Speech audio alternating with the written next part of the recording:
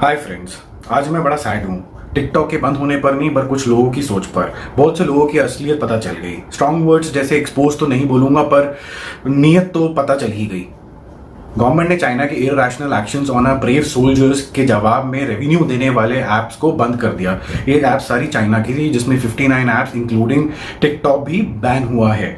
पर कुछ यूट्यूबर इस पे भी पॉलिटिक्स कर देते हैं। As a too patriotic person, I felt really good. जबरदस्त daring step by the government. China को चोट दी बिना एक गोली चलाए, showed the human side of India that we always stood for.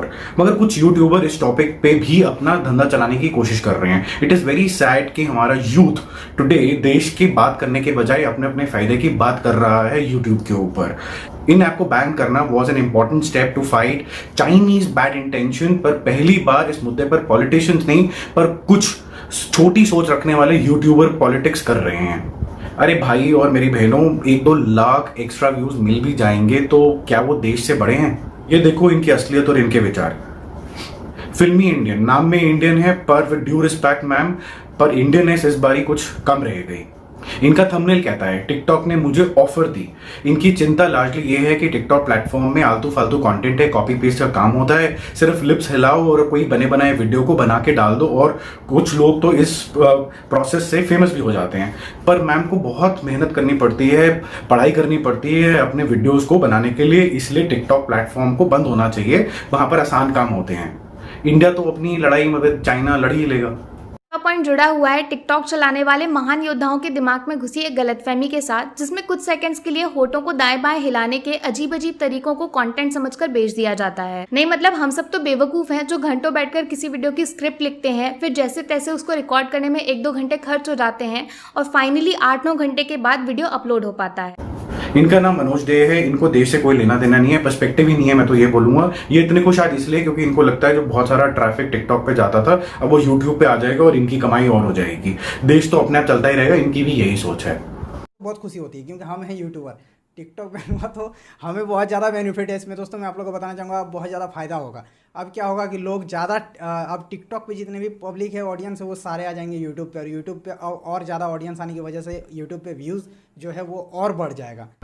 इनका नाम है एंग्री रत्नाम है, बट अलग ही लेवल के हैं ये तो बिल्कुल ही। इनको देश क्या है वो तो पता ही नहीं है, पूरा ड्रामा है। पता नहीं क्यों इतने एंग्री हैं, आईज को इतनी फटी हुई रहती हैं। डॉक्टर को दिखाओ भाई जब इतने एंग्री हो, जब इतने टेंशन हो। इसको टिकटॉक इसलिए नहीं चाहिए क्योंकि उसका एल्गोरिदम बेकार है और इनके वीडियोस को वहां पर एक्सपोजर नहीं मिलता, व्यूज नहीं मिलते, तो ये पीछे रह जाते हैं। मतलब देश तो चलता ही रहेगा, मैं अपनी तो देख लूं।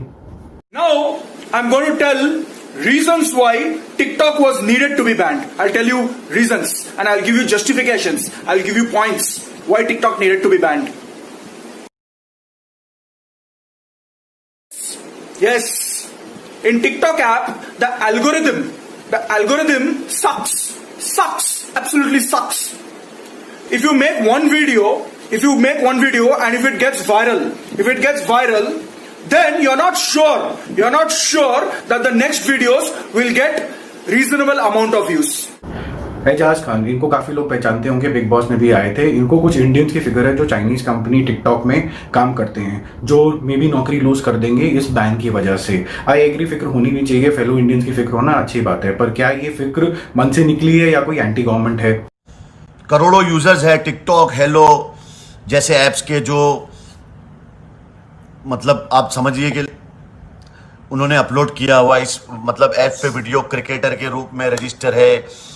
कई क्रिएटर है जो कंटेंट अपलोड करते हैं, अपने रोजगार का साधन बनाए हुए हैं, है ना। मतलब चिंता का विषय है क्योंकि उनकी नौकरी खतरे में पड़ गई है। अब उन पे तूफान मंडरा रहा है कि उनके रोजगार चाहिए। अब उनको ना मंदिर चाहिए, ना मस्जिद चाहिए, ना पाकिस्तान पर डिबेट चाहिए, ना मोदी जी की अंधभक्ति चाहिए। ये फिक्र जो ये कर रहे हैं, क्या इसकी कॉस्ट 1.3 बिलियन लोग चुकाएंगे? क्या उन 1.3 बिलियन लोगों की जिंदगी या फिर उनकी भावनाएं ज्यादा इंपॉर्टेंट है कि चंद 5-10 लोग जो कि टिकटॉक में काम कर रहे हैं? और क्या इनको ये लगता है कि अगर ये लोग टिकटॉक से निकल जाएंगे तो क्या ये टैलेंटेड इंडियंस को कोई और नौकरी नहीं देगा? मैं फर्दर ये भी बोलना चाहूंगा कि हमारा देश ऐसा देश है जहां पर यंग भगत सिंह जैसे वीर हैं जिन्होंने जन्म लिया है और देश को सबसे आगे रखते हुए वीर गति को भी प्राप्त हुए हैं, शहीद हुए हैं फेलो इंडियंस के लिए, उन्होंने हिंदुस्तानी लोगों के लिए, देश के लिए अपनी जान तक दे दी है। तो भाईजान एजेंडा में थोड़ी क्लैरिटी की जरूरत है आपके। इनका नाम है हिमाचल वाला, ये भी एक मास्टर साहब हैं, यूट्यूब की पढ़ाई करवाते हैं टिकटॉक वालों को। बेसिकली ये यूट्यूब सिखाने निकल पड़े हैं। इनको ये अपॉर्चुनिटी मिल गई कि जैसे ये बैन हुआ है तो मैं इन टिकटॉक पे एक वीडियो बनाऊं, लेकिन अलग डायमेंशन पे, कि मैं आपको सब कुछ सिखा दूंगा। लेकिन इसमें ये अपना कोर्स बेचने में निकले हुए हैं। इन्होंने अपना कोई कोर्स बनाया है यूट्यूबर बनने का, ये सबको वही बेच रहे हैं। तो देश तो अपने आप चल ही लेगा। पर मेरे हिमाचल दोस्त, आप अपॉर्चुनिस्ट साउंड कर रहे हैं, एक बार देश की बात भी नहीं करी है आपने।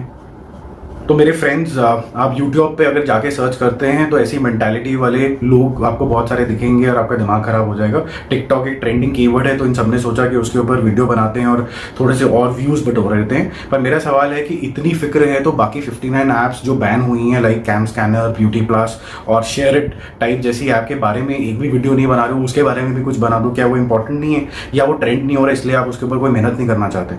आई think it is a shame that none of the influential people on YouTube, जो अपने आपको यूट्यूबर, कंटेंट क्रिएटर बनाते हैं with decent subscribers, are not giving the right message. So guys, मैं आपको हाथ जोड़ के रिक्वेस्ट करता हूं कि larger idea of this kind of ban and giving a setback to China और countries like that is to become self sufficient, आत्मनिर्भर होना, ताकि किसी भी देश के सामने हमें हाथ ना फैलाना पड़े, इंडिया की डिपेंडेंसी किसी के ऊपर ना हो, ताकि चाइना जैसा कोई भी देश हमें धमका ना सके या बैकफुट पे ना डाल सके, किसी तरीके का हमें प्रेशराइज ना कर सके। ऑलवेज रिमेंबर 1.3 बिलियन की लोगों की ताकत बहुत बड़ी होती है अगर वो एक कलेक्टिव एक्शन ले लें। तो गाइस प्लीज ये मैसेज अपने फ्रेंड्स को देना, उनके साथ शेयर करना, कैसे भी व्हाट्सएप से, यूट्यूब से शेयर करके या फिर फेसबुक पे देके, ताकि उनको एक सही मैसेज पहुंचे। जय हिंद।